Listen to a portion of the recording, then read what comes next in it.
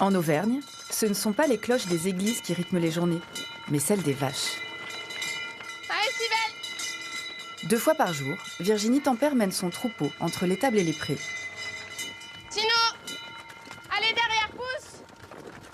Là, stop, Tino! Mais des vaches comme les siennes, on n'en voit pas souvent. Ce sont des Ferrandaises, une race locale qui a bien failli disparaître. Romance. Tu viens, ma fille? Leur variété de robe, rouge ou noire, est exceptionnelle. Donc là, Romance, elle est poudrée. Elle fait des petits points. On a Monette qui est là, qui est barrée, on appelle ça. C'est-à-dire qu'en fait, elle a une étoile sur la tête, une étoile blanche. C'est la race emblématique du Puy-de-Dôme et en fait, elle tient son nom de la ville de Clermont-Ferrand. La Ferrandaise a été progressivement remplacée par des races jugées plus productives, jusqu'à ce qu'il ne reste plus que 230 vaches dans les années 70. Des éleveurs comme Virginie se sont donc mobilisés pour sauver ce patrimoine régional. Voilà, je suis contente. En Auvergne, la viande et le lait des vaches sont à la base de la gastronomie. Avec ses Ferrandaises, Virginie produit les deux. L'avantage de la race ferrandaise, c'est vraiment d'avoir et les qualités de viande et les qualités laitières. Et en fait, sa mixité lui permet d'aller en fait sur tous les débouchés possibles. Mais la race est encore trop peu connue du grand public pour valoriser ses produits. Et des petits câlins. Oh. Alors Virginie va prendre son bâton de pèlerin et présenter sa meilleure vache dans l'un des plus grands salons de l'élevage. Allez, on y va. Allez, sur d'elle. Hop là. Allez. Allez, c'est bon. Ouh. Comme elle, de nombreux Auvergnats se battent aujourd'hui pour défendre les produits de leur terroir. La région a longtemps été isolée. Composée de 4 départements, l'Allier, le Puy-de-Dôme, le Cantal et la Haute-Loire, l'Auvergne est un territoire rural, au doux relief façonné par les volcans. Avec souvent plus de vaches que d'habitants. Pas étonnant que le fromage y tienne une place de choix.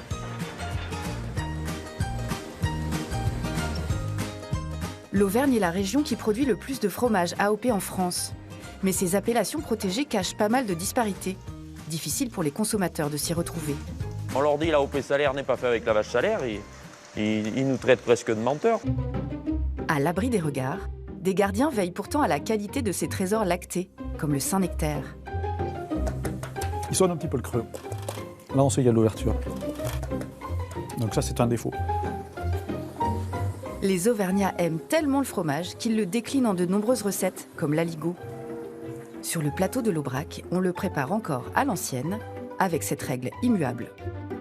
Un aligot réussi, il faut qu'il file. S'il file pas, c'est un aligot raté.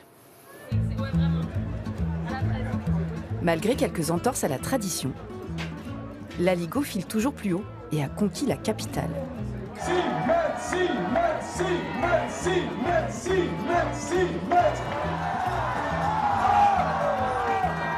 On en ferait presque une indigestion. Heureusement, la région réserve aussi quelques belles surprises végétales. Les chefs ne jurent que par elles. Je ne connais qu'une seule lentille. Longtemps surnommée le caviar du pauvre, la lentille verte du Puy est aujourd'hui devenue une star mondiale de la gastronomie. À la manière d'un grand festin, toi l'Auvergnat, tu nous régaleras.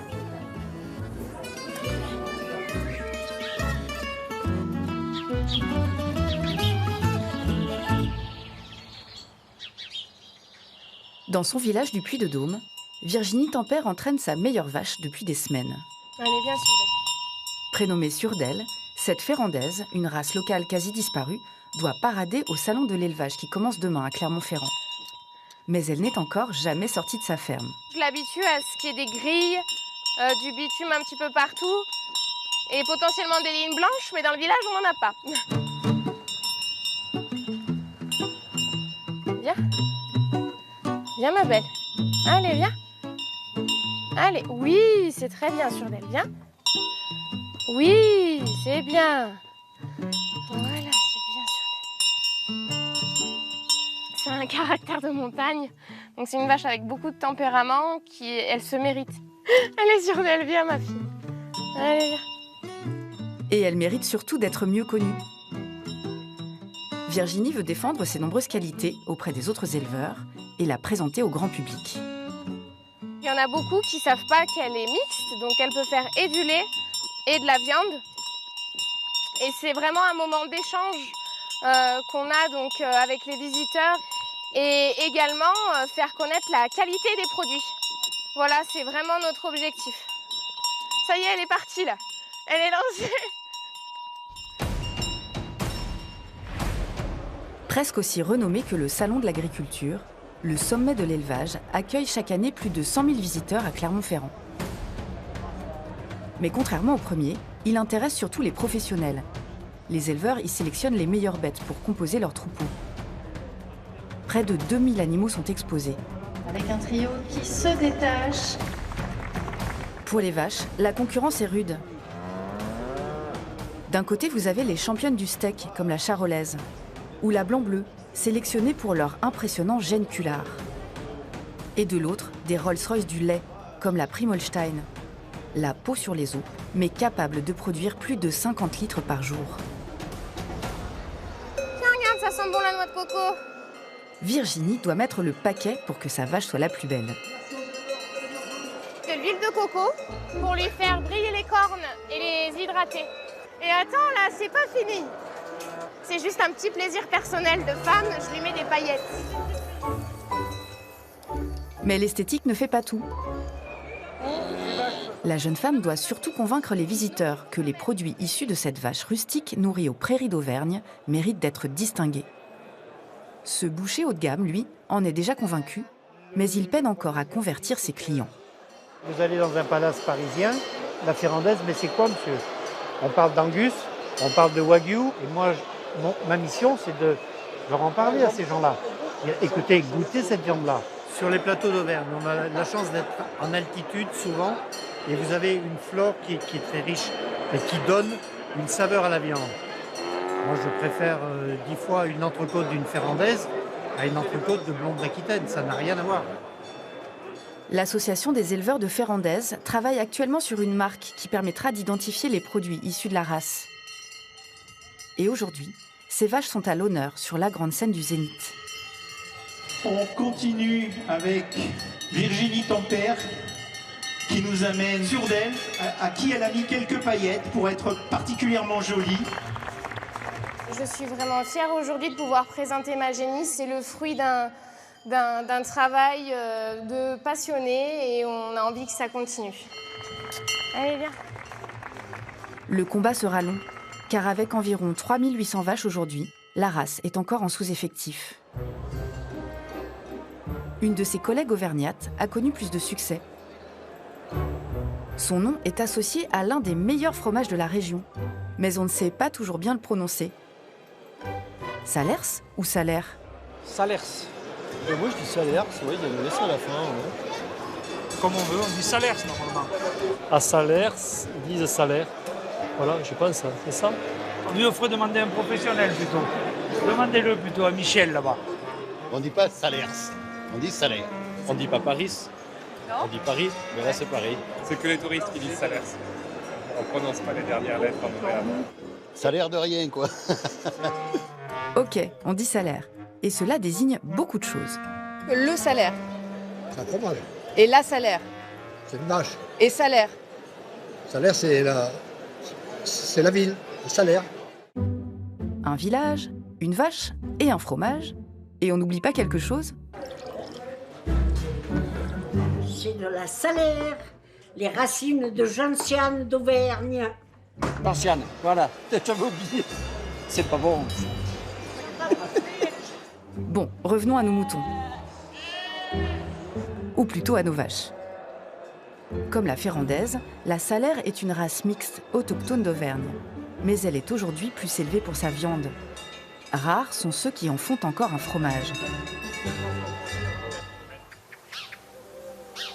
Car pour traire la Salaire, il faut se lever vraiment très tôt. À Saint-Étienne-de-Chaumeil, dans les montagnes du Cantal, la famille Galvin se plie à un rituel très particulier depuis 4 générations. Tous les matins, c'est la même litanie. Panthère, Norvège. Le père, Philippe, commence par appeler les veaux. Perdri, Perdri, Rambaille, Rambaille, Rambaille, sors. Là, ils sont un peu intimidés par la caméra, je pense. Voilà Olympe. Il va aller sous sa mère. Il va commencer à téter. Normalement, dans un élevage laitier, on sépare les veaux de leur mère à la naissance. Mais la vache salaire refuse de se laisser faire. Elle se tarit si on lui retire son petit. Alors il faut bien partager. C'est la race qu'il veut comme ça, quoi. Elle donne son lait qu'en présence de son veau. Donc, on n'a pas le choix. Si on veut ramasser du lait, il faut le veau. La salaire a trouvé, malgré elle, l'antidote à l'élevage intensif. Un peu comme les gens du pays, elle n'aime pas trop le changement, quoi. C'est une race, moi, qui m'a toujours passionné. C'est une vache rustique et qui est adaptée au pays. Et ça, on n'y peut rien, quoi. On peut tourner tout devant, derrière. Elle est là, quoi. Philippe a transmis sa passion et son exploitation à ses enfants. Mais beaucoup d'autres éleveurs ont abandonné face à la charge de travail. Ils ne sont plus que 7 à traire des salaires pour faire du fromage. C'est plus de boulot et des quantités de lait qui sont quand même plus basses, quoi. Nous, on a des lactations qui tournent autour de 3000 litres, comparé à une Montbéliarde ou une autre race laitière qui sont des vaches qui sont autour de 6000, quoi. Résultat, aujourd'hui, la majorité du fromage salaire est produit par des races plus productives, ce qui n'empêche pas d'obtenir l'appellation AOP salaire. On vend du fromage sous le nom de la salaire et puis tout le monde est content, mais à côté de ça, nous, on a beaucoup de mal à se démarquer parce que les consommateurs ne nous croient même pas, quoi. On leur dit l'AOP salaire n'est pas fait avec la vache salaire, ils nous traitent presque de menteurs parce qu'ils ne savent pas, tout simplement. L'AOP salaire protège en réalité un savoir-faire lié à une région de production. Pour l'obtenir, il faut que les vaches, quelle que soit leur race, se nourrissent des herbes grasses qui poussent sur les monts volcaniques du Cantal. C'est donc exclusivement un fromage d'été, produit du 15 avril au 15 novembre, et toujours directement à la ferme. Juste à côté de l'étable, Pierre, l'autre fils de Philippe, a récolté le lait cru, qu'il a fait cailler dans un grand pot de bois traditionnel, appelé gerle. C'est une gerle en bois de châtaignier. Et le châtaignier, en fait, libère des ferments pour donner du goût et faire du bon fromage, quoi. Avec 1000 précautions, le fromager sépare le précieux caillé du petit lait. Faut aller tout doucement. Si on va assez vite, en fait, la bonne matière, elle part dans le petit lait. Et le fromage est plus sec. Le fromager place ensuite les grains de caillé dans cette machine. 8 fois de suite, il découpe la matière à la main et la presse pour extraire le maximum de sérum. 400 litres de lait sont ainsi nécessaires pour produire une tome de 40 kg. Après 16 heures de maturation, le fromage frais commence à révéler les arômes des prairies d'Auvergne. En fonction de la saison, on arrive à retrouver où étaient les vaches, le temps qu'il a fait et tout. Là, en ce moment, elles sont remontées sur les estives, sur les plateaux. Et du coup, le lait est vachement gras, il y a vachement de flot. On le sent dans le fromage. La tome broyée est ensuite assemblée dans un moule pour le montage et pressée jusqu'à obtenir une meule bien compacte. Elle sera ensuite placée en cave d'affinage pendant 3 mois minimum avant sa commercialisation. La famille Galvin vend son fromage directement à la ferme, sous l'appellation Salaire Tradition. Seule mention permettant d'indiquer qu'il est issu du lait des vaches salaires. Il aurait fallu qu'on ne mélange pas toutes les races dans cette AOP. Ça aurait été la logique et ça aurait permis à tout le monde de s'y retrouver. Récapitulons. Si vous voulez goûter du fromage salaire au lait de salaire, il faut chercher la mention Salaire Tradition. L'AOP salaire est aussi un bon fromage, mais il peut être fait avec du lait de n'importe quelle vache, ayant brouté tout l'été dans la zone définie par l'appellation. Les AOP sont des mentions géographiques. L'Auvergne est riche de 5 fromages protégés. Le salaire, le Cantal, la fourme d'Ambert, le bleu d'Auvergne et le Saint-Nectaire. Première AOP fermière au lait de vache en volume, ce fromage est fabriqué sur la plus petite zone de production de France. Au cœur du parc naturel des volcans d'Auvergne. Christian Rouchy en est l'un des plus fiers gardiens. Il est le technicien gradeur de l'AOP Saint-Nectaire, celui qui vérifie la qualité des fromages. On est dans un site là où il y a des caves naturelles un petit peu partout. On voit les entrées de caves là. Aujourd'hui, il a rendez-vous dans une cave d'affinage creusée dans le tuf, une coulée de lave volcanique. Un réseau de tunnels de 400 mètres carrés. À 6 mètres sous terre, la température et l'hygrométrie sont constantes. Les fromages arrivent ici peu de temps après leur fabrication à la ferme, pour y passer entre 4 et 6 semaines. C'est là qu'ils prennent cette couleur grise, due à un champignon qui a imprégné la roche depuis près d'un siècle, le mucor. Léa Guillaume, affineur, surveille son développement. C'est un pénicillium qui vient en fait prendre l'eau, l'humidité du fromage ainsi que le gras. Donc on appelle ça aussi poil de chat. Et donc nous, notre rôle en fait, c'est de venir frotter le fromage pour enlever ce mucor, que le gras et que l'humidité du fromage ne soient pas pompés entièrement par celui-ci. Le travail de l'affineur et les conditions de stockage vont donner au Saint-Nectaire toute sa typicité. Mais tous les fromages ne sont pas égaux. Ça a l'air souple en pâte, hein? Oui. Christian Rouchy évalue et note chaque lot de fromage prétendant à l'AOP. On appelle cela le gradage. En goût, c'est bien. Oui, c'est assez salé. Oui, pas mal. Donc on passe au suivant. Sa longue expérience lui permet d'estimer en un coup d'œil Il y en a des beaux, hein, cette fois-ci. Hein. Le niveau de qualité d'un fromage. Vous voyez, celui-là, il est légèrement bombé, là. C'est ce qu'on appelle le talon sur le fromage. Donc on dit que le fromage est bien détalonné. Et ça, c'est un signe de souplesse. Et puis il a un beau croûtage avec le fond légèrement orangé, la moisissure grise qui vient par-dessus. Là, c'est au niveau croûtage, c'est le top. On pressent que ça va être un très bon fromage. Les fromages sont jugés sur 3 critères. L'aspect, la qualité de la pâte et le goût. Christian leur attribue une note qui pourra avoir un impact sur leur prix. C'est pas un concours, hein, on ne cherche pas quel est le meilleur. Mais on cherche, s'il y a des défauts, de façon à faire remonter éventuellement les informations au producteur, ce qui lui permet d'ajuster un petit peu ses fabrications s'il y avait un problème ou de le conforter dans son travail quand les résultats sont bons. Certains défauts sont rédhibitoires. Là, on voit qu'il y a quelques trous dans cette pâte. La présence de trop nombreuses bulles dans le fromage peut être le signe d'une fermentation anormale qui lui donnera un mauvais goût. Un problème que Christian décèle même à l'oreille. Il sonne un petit peu le creux, voilà, quand on tape dessus et qu'on a l'habitude. Là, on sait qu'il y a de l'ouverture. Vous voyez, si on compare avec un lot, avec celui-là, par exemple, enfin, il faut avoir le son, hein, mais là, on sent que c'est plein. Et là, il y a trop de bulles à l'intérieur. Donc ça, c'est un défaut. S'il présente trop de défauts, un lot de fromage ne pourra plus prétendre à l'appellation Saint-Nectaire. Mais le jugement seul de Christian ne suffit pas. Tous les mois, une commission d'experts se réunit dans le village de Saint-Nectaire pour des contrôles à l'aveugle. Aujourd'hui, Christian y présente 9 fromages. Parmi eux, 3 n'ont pas la couleur grise caractéristique des Saint-Nectaire fermiers. Ce n'est pas à cause de la race de vache, ni de leur alimentation. Ce sont des Saint-Nectaire laitiers et ils n'ont pas du tout le même processus de fabrication. Saint-Nectaire fermier, il est produit par l'agriculteur, fabriqué matin et soir sur du lait cru qui ne reçoit aucun traitement. En Saint-Nectaire laitier, c'est différent, c'est du lait collecté chez des producteurs de lait. Ensuite, il est pasteurisé. En gros, on détruit quasiment toute la flore, il n'y a plus de mucor du tout, et ne va pousser sur le fromage que ce qu'on va lui apporter. La couleur blanche n'est pas éliminatoire. Mais le Saint-Nectaire doit conserver son goût typique, ni trop salé ni trop acide. Pour l'obtenir, les industriels ajoutent une flore artificielle au lait pasteurisé. On a bâché les fromages, de façon à ce que, quand ils vont goûter, ils ne sauront pas si c'est du fermier, si c'est du laitier, ils ne sauront pas s'il est très gris, s'il est... Enfin... Et quand on ne voit pas le fromage, on n'est pas influencé au moment où on le goûte.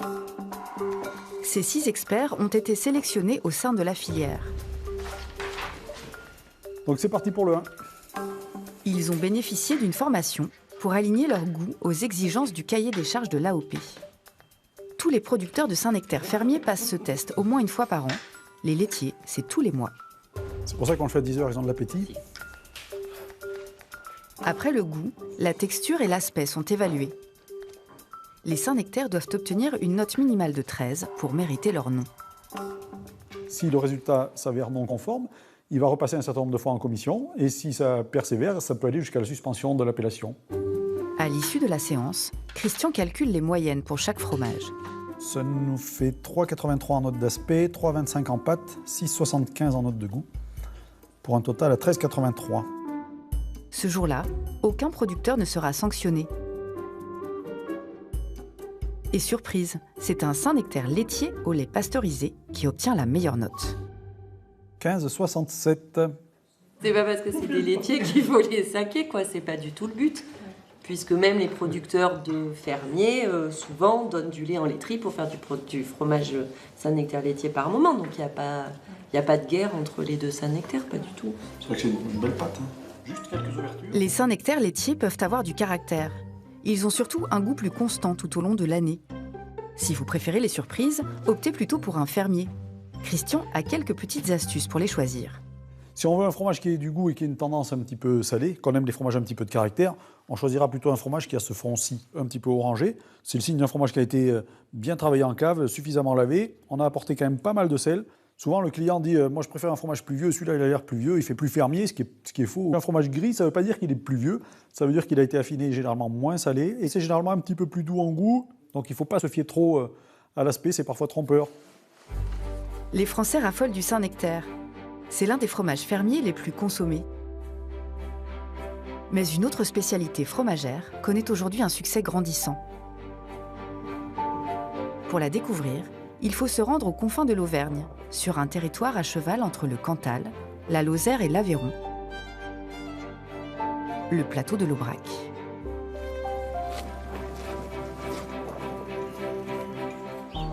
Selon la légende, l'aligot serait né dans ce monastère.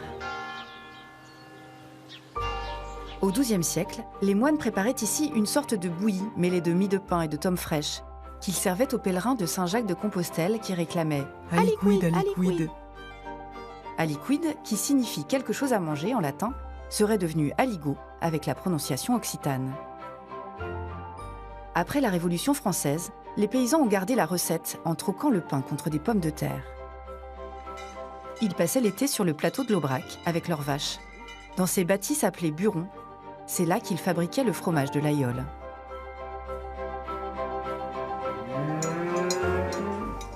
Dans les rares moments de repos, les montagnais prenaient le temps de faire une quetch, l'aligot. L'aligot permettait d'améliorer l'ordinaire, mais les conditions de vie étaient difficiles. Progressivement, les paysans sont partis chercher du travail à Paris et les burons ont cessé leur activité de fromagerie. Celui-ci est l'un des derniers à avoir fermé en 2007.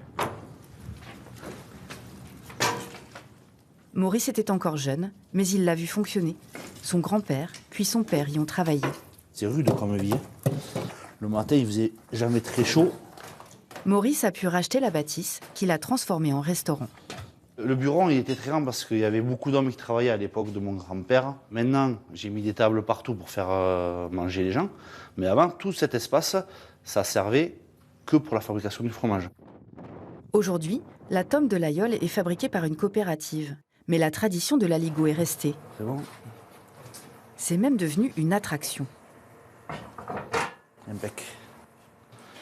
Aujourd'hui, Maurice le prépare pour 60 personnes, essentiellement des groupes de touristes et des randonneurs.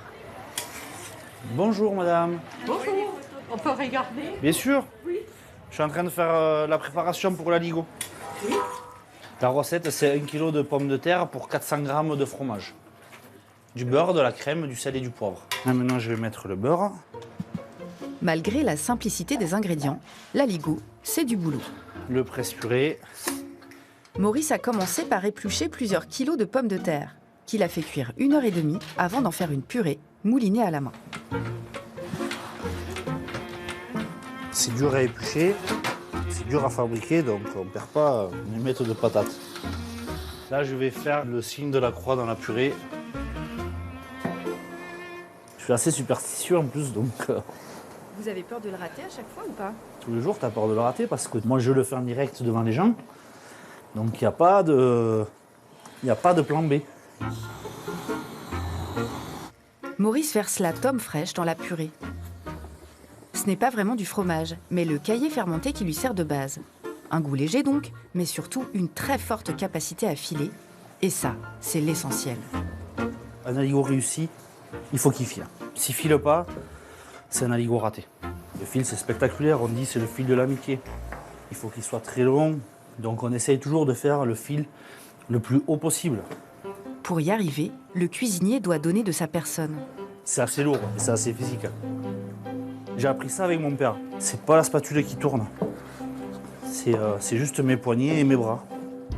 Là, tu vois, on peut commencer à voir que ça va bien se passer là.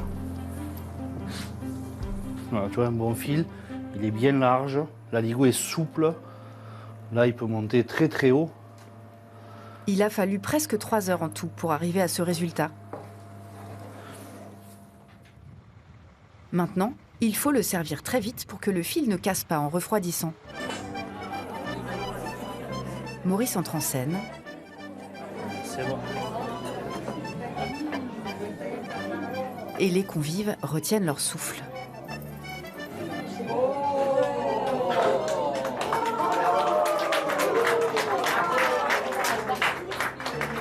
C'est une fierté de faire filer devant eux dans le buron, c'est important, ouais.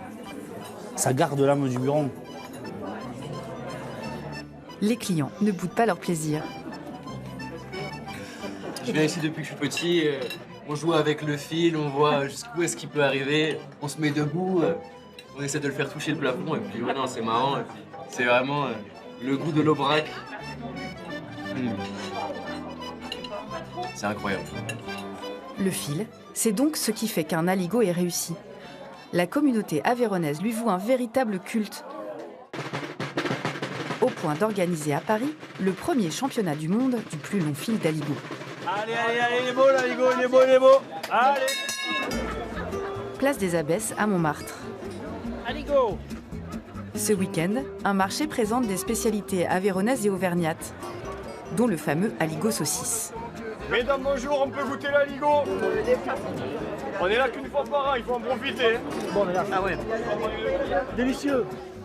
4 concurrents sont en lice pour le championnat. Florian représente une entreprise qui commercialise l'aligot en plats préparés pour les restaurateurs et la grande distribution. Le jeune homme a un peu la pression. Si l'aligot est trop chaud, il peut casser le fil plus facilement. S'il y a trop de fromage et qu'il commence à refroidir, il va monter, mais il peut vite se casser. Donc après, on sait qu'il file.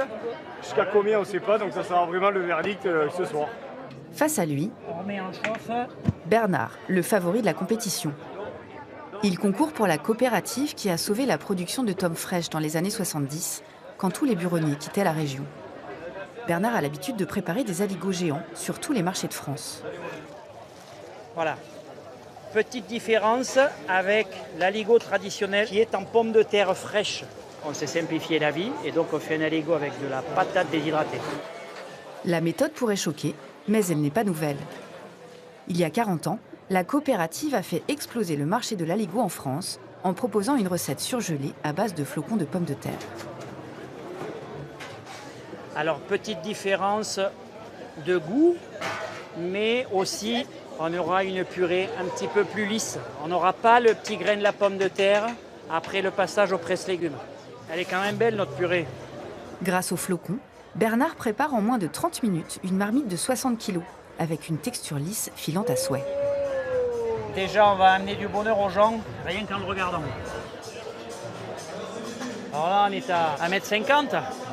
Tout à l'heure, il faut qu'on fasse 6 fois mieux. Jusqu'à présent, aucun record officiel n'a été homologué. Alors les organisateurs ont vu les choses en grand. Une toise de 9 mètres a été installée le long d'un immeuble, avec un monte-charge pour tirer le fil et un huissier pour attester du record. Il y a même un prêtre pour bénir les concurrents. C'est parti pour la compétition, avec Florian, toujours pas très rassuré. Il est liquide.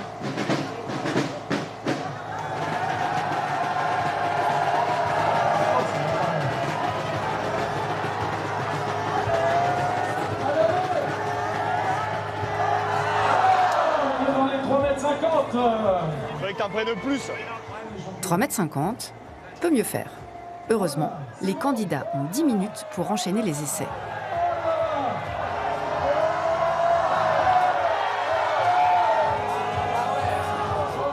Résultat, 3,70 m.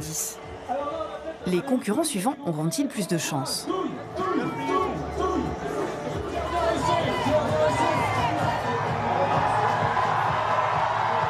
C'est énorme ! 4,40 m.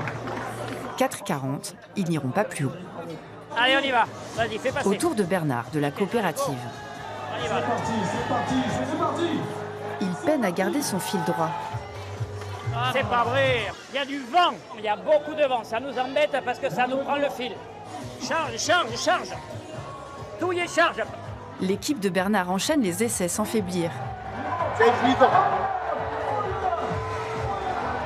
Et l'acharnement finit par payer.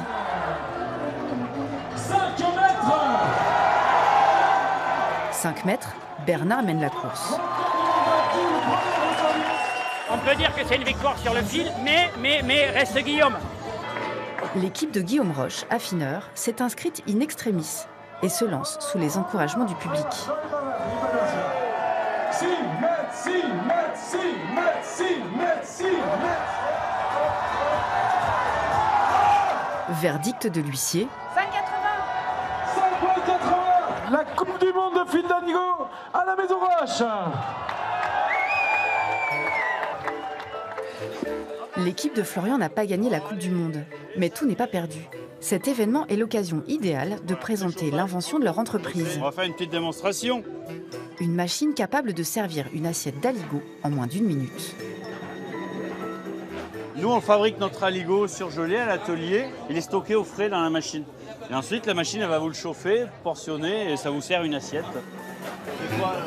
Plus besoin d'éplucher de patates ou de touiller pendant des heures. Mais quand même, il faut le goûter. Hein. C'est ingénieux. Et comment on fait le fil avec ce genre de machine? L'invention hérisse peut-être certains défenseurs de la tradition. Je vois pas comment on peut faire le fil sans la pelle. Et là, c'est un machin qui tourne. Mais il faut bien se rendre à l'évidence, il file. Ah, si, il y a du fil, si, il y a du fil, les gars, là. Oui, il y a un fil. Ah, il y a du fil, les gars. Ah, franchement, je trouve que le résultat, il n'est pas vilain, hein. Non, non, vraiment pas. Après, bon. On n'est pas d'accord. On dirait les purées en sachet. Les avis sont partagés. Mais la machine a déjà séduit quelques restaurateurs et des points de vente comme les stations de ski ou les aires d'autoroute. L'homme qui se cache derrière cette invention ne manque pas d'idées pour développer le marché de l'aligot. Nous l'avons rencontré dans une petite usine située à Flagnac, dans l'Aveyron. Ça va? Christian Valette y fait préparer un aligot surgelé avec des pommes de terre en flocons et de la tome fraîche, comme sur les marchés, ou presque.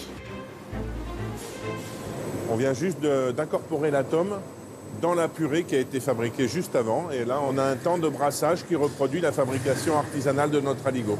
C'est exactement le même processus que nos grands-parents. À part qu'on fait plus le geste manuellement, ça c'est les machines qui nous le font. Et du coup, ça nous permet d'avoir un volume plus important. Aujourd'hui, l'usine produit entre 300 et 350 tonnes d'aligot par an. Principalement à destination des restaurateurs et de plus en plus pour la grande distribution. On aimerait arriver à 1000, 1200 tonnes. L'usine a été conçue pour ces volumes-là, donc il y a vraiment la place de l'aligot partout en Europe et dans le monde. Pour se développer, le chef d'entreprise décline son aligot sous des formes de plus en plus originales. On voit bien les petits morceaux de truffe. Son distributeur, bien sûr. C'est comme une machine à café, mais pour l'aligot. Mais aussi ses palets individuels prêts à poêler. Ou ses croquettes d'aligot aromatisées pour l'apéro. À la truffe, au Cantal, au canard, au roquefort. C'est génial, c'est des nouvelles technologies. L'histoire de Christian Valette, c'est vraiment une success story à l'Auvergnate. Un pied sur ses terres d'origine, où il a repris l'élevage de vaches Aubrac de son grand-père. Allez, on est arrivé. Et un pied à Paris, où il possède un restaurant devenu une véritable institution près des Champs-Élysées. Salut mon fils. Ça va? Oui, toi. Aujourd'hui, c'est son fils qui tient les rênes. Mais l'établissement a été créé par ses parents en 1977. Voilà, l'Aubrac à Paris. À l'origine, le père de Christian est arrivé à Paris pour exercer le métier de charbonnier, comme beaucoup d'autres Auvergnats avant lui. C'était des gens qui avaient l'habitude de porter le lait pour faire le fromage dans les montagnes l'été. Ensuite, ils montaient à Paris pour porter le charbon l'hiver au 6e étage des immeubles ou dans les caves des immeubles. Progressivement, ce qu'on appelle Bougna, contraction de charbonniers et auvergnats, se mettent à ouvrir des cafés-brasseries, dont certaines sont restées célèbres, comme le Café de Flore ou les Deux Magots. Aujourd'hui, les descendants de Bougna sont à la tête de milliers d'établissements à Paris. Mais peu sont vraiment axés sur la gastronomie auvergnate. Christian, lui, a misé sur les fleurons de sa région. Donc voilà ma fierté. La viande des vaches Aubrac qu'il élève dans sa ferme. Ce sont 3-5 vaches par semaine qui arrivent ici. Ça, c'est la cave de maturation. Dans un premier temps, la viande, elle va croûter ici. Et ensuite, elle va s'affiner sur 3-4 semaines ici. C'est une maturation sèche qui ne va pas donner un goût de gibier, mais plutôt une concentration des arômes. Cette viande d'Aubrac a fait la réputation du restaurant. Elle est belle, celle-là. Elle s'affiche à la carte à des prix allant jusqu'à 180 € le kilo. Et bien sûr, Christian la sert de préférence avec un aligot. Magnifique, ça file. C'est l'aligot qu'on a vu fabriquer à Flagnac. Et on le remet en œuvre ici. Il est filant 365 jours. Il est bien aromatisé, bien maîtrisé. Et voilà, nous avons pris le parti de la régularité. Christian assume ce choix, même dans son restaurant haut de gamme. Il reste quelques restaurants qui font leur aligot eux-mêmes. Mais je pense que ça doit se compter sur les doigts d'une main. Si vous voulez goûter un aligot traditionnel, il vous faudra plutôt visiter l'Auvergne. Vous saluerez Maurice de notre part. Ça me fait hérisser les poils quand on fait l'aligot tout fait. C'est du faux aligot, moi j'appelle ça. Qui est très bon, mais qui est faux. Parce qu'il faut des pommes de terre. Ok, c'est du boulot, mais c'est pas non plus le bagne d'éplucher des patates. L'aligot traditionnel n'est pas le seul à être victime de son succès. Pour la charcuterie d'Auvergne, cela va même jusqu'à la contrefaçon. Sur les marchés, il n'est pas rare de voir des saucissons qui n'ont d'Auvergne que le nom, à des prix défiant toute concurrence. Sachez-le une bonne fois pour toutes, il n'y a jamais de fromage, ni de noisettes, ni aucun ajout dans un saucisson d'Auvergne. Il est toujours nature. Pour lutter contre cette concurrence déloyale, les salaisonniers ont obtenu récemment une IGP, indication géographique protégée, permettant de distinguer leurs produits. À Parlant dans le Cantal, une entreprise familiale fabrique de la charcuterie depuis 1937. Mathias Caussade a repris cette affaire en 2014. Bon, ça va Lionel? Ça va et toi? Bon. Là, on va préparer du coup les viandes et le gras qui vont nous permettre de fabriquer le saucisson sec.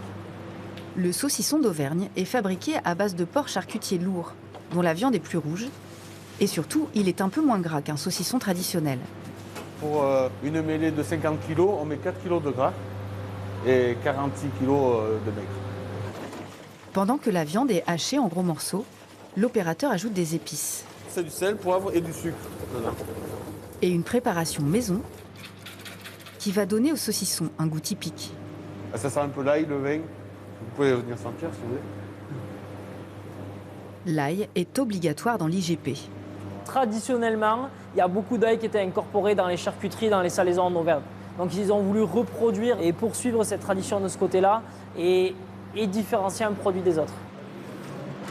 La préparation est poussée dans un boyau naturel qui lui donnera une forme irrégulière et trapue. Les saucissons sont ensuite plongés dans un bain où se trouve un champignon microscopique, le Penicillium roqueforti. C'est similaire à ce que l'on va incorporer dans le roquefort et en fait qui va permettre le développement, ce qu'on appelle la fleur naturelle sur le saucisson sec. Ça va permettre de développer vraiment les arômes du saucisson et venir lui donner aussi sa typicité. Ce pénicillium va donner au saucisson une légère couleur verdâtre, un signe de plus qu'il vient bien de la région. L'IGP a défini un cahier des charges minimum pour les charcuteries d'Auvergne. Mais il n'y a aucune obligation sur la provenance ou le mode d'élevage des cochons. Mathias a voulu aller plus loin. Pour la production de jambon d'exception, il a mis au point sa propre filière d'approvisionnement. Allez, donc attention au fil. Ouais. Il a convaincu des éleveurs comme Laurent Cadiergue d'abandonner l'élevage industriel pour revenir à des méthodes plus traditionnelles. Franchement, ils sont calmes. Ah oui, oui. Ces porcelets sont en période d'adaptation. Nés en captivité, ils s'habituent progressivement au froid dans cette grange avant de profiter pleinement de leur liberté. On voit que les cochons sont beaucoup plus calmes, beaucoup plus dynamiques et tout. Puis après, la qualité de viande qui n'est pas du tout la même. Et pour cause. Libres de leurs mouvements, les animaux développent du muscle. Et ils vivent aussi un peu plus longtemps qu'en élevage industriel. Alors que les porcs conventionnels sont abattus à l'âge de 6 mois, les cochons de leur rang vivent 5 mois de plus, ce qui leur permet de dépasser les 200 kilos. Viens là, viens. Allez, venez. Viens vite, viens. Allez. L'éleveur nous emmène voir les adultes disséminés dans un petit bois. Ils se font des nids. Le cochon est très bien, là. Et on les voit pas du tout perturbés parce que... Non, il est très proche de l'homme. Proche de l'homme, voire un peu trop. Ces cochons-là, sur un circuit conventionnel, ils seraient déjà abattus. Et nous, ils vont encore rester 3 mois minimum avant jusqu'à l'abattage. On reste calme, d'accord? Juste, vous restez posé pendant 3 minutes. Ils sont là depuis le mois de septembre, ceux-là. Vu comment ils sont aujourd'hui, les cochons seront magnifiques, d'autant plus que c'est un lot qui est homogène. Il n'y aura pas de tri à faire, tout va pouvoir partir. Non mais vous en foutez ce que je raconte quoi? D'accord. Il me bouffe en parallèle. C'est un pur régal quand vous les voyez comme ça au milieu de nous, parce qu'ils ne partent pas, ils restent avec nous en permanence. Et c'est là qu'il faut faire la différence entre les animaux qui sont dans des bâtiments et les animaux qui sont dans du plein air. Certes, ils sont sales, j'en suis conscient, mais ils sont bien. Et même l'éleveur, il est bien. L'Europe n'a cependant pas permis à l'IGP d'exiger que la charcuterie d'Auvergne soit fabriquée exclusivement avec des porcs de la région. Quant à l'élevage en plein air, il reste encore largement une exception. Si demain le consommateur veut avoir la garantie que le produit qu'il mange, il est issu de cochons élevés en plein air, il faut poser la question à la personne, à l'artisan ou à la société qui l'a fabriqué pour avoir cette réponse-là.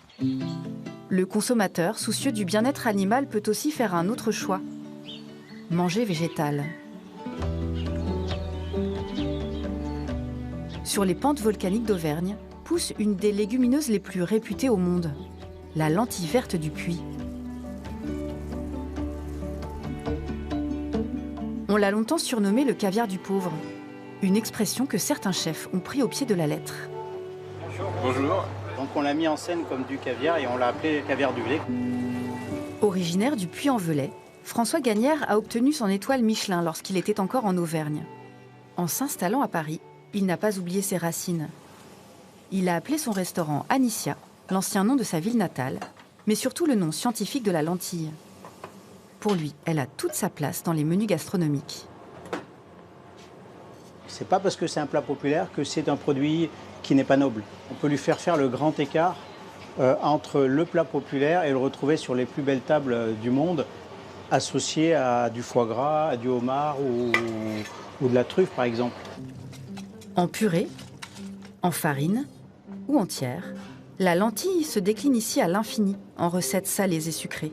En revanche, le chef utilise toujours la même variété, la lentille verte du Puy, reconnaissable à ses petites marbrures bleu-vert. Elle aura une peau beaucoup plus fine et une amande qui est moins farineuse. Excellente source de protéines, riche en fer, elle a aussi un petit goût de noisette qui permet toutes les fantaisies. On fait nos pots de fleurs à la terre volcanique. Une base de crème fouettée à la pulpe de lentilles en guise de bavaroise. Pour rappeler quand même que c'est de la lentille, hop, on met quelques grains comme ça. Et par-dessus cette bavaroise, on va rajouter un crumble qui est composé de cacao, poudre de champignons et farine de lentilles pour symboliser cette terre volcanique sur laquelle pousse la lentille. Le haut sert à assaisonner le bas.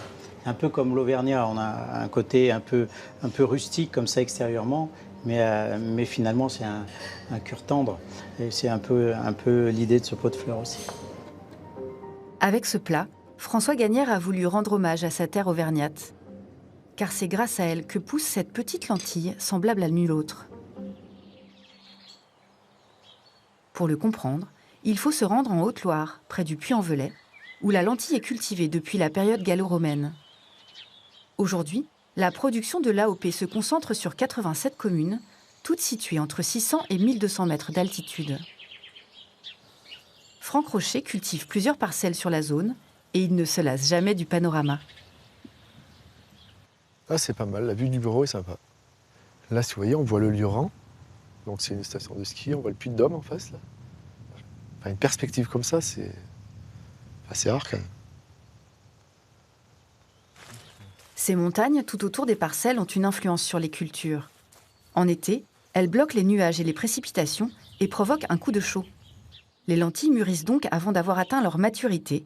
C'est ce qui leur donne cette peau très fine qui plaît tant aux gastronomes. La peau n'a pas le temps de s'épaissir.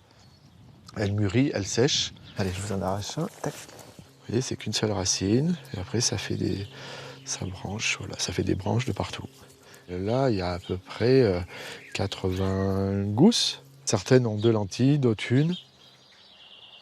Ces jolies graines sont aussi très fragiles. Elles ne supportent pas les aléas climatiques trop violents. Et elles sont sans cesse concurrencées par les mauvaises herbes, comme ces marguerites. Et comme l'AOP n'autorise ni engrais ni pesticides, les récoltes sont très irrégulières. La lentille, elle monte à 20 cm de haut. Et ben, elle est sous les marguerites. Et après, du coup, elle se fait dépasser, elle se fait envahir. Et voilà, et ça stoppe sa croissance. C'est pas une culture comme du blé où on sait que les rendements ils vont varier, aller à 20%. Là, on varie à 200 à 300%. Donc c'est ça aussi qui fait sa rareté, qui fait son charme. Cette année, seules 1500 tonnes de lentilles vertes du Puy ont été récoltées, soit seulement 5% de la production nationale de lentilles. Ces précieuses graines doivent encore être triées avant leur commercialisation.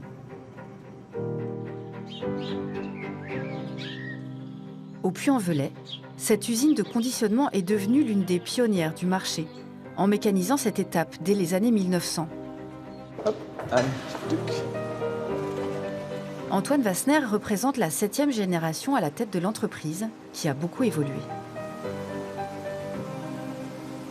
On trie aujourd'hui un lot de lentilles vertes du Puy en 1h30, alors qu'à l'époque c'était en 9 heures. Les lentilles arrivent ici avec quantité de cailloux, de déchets végétaux ou de graines abîmées dont il faut se débarrasser.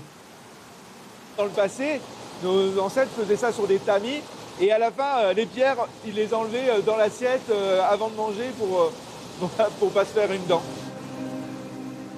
Aujourd'hui, les lentilles passent par 8 étapes de tri dans des machines de plus en plus sophistiquées.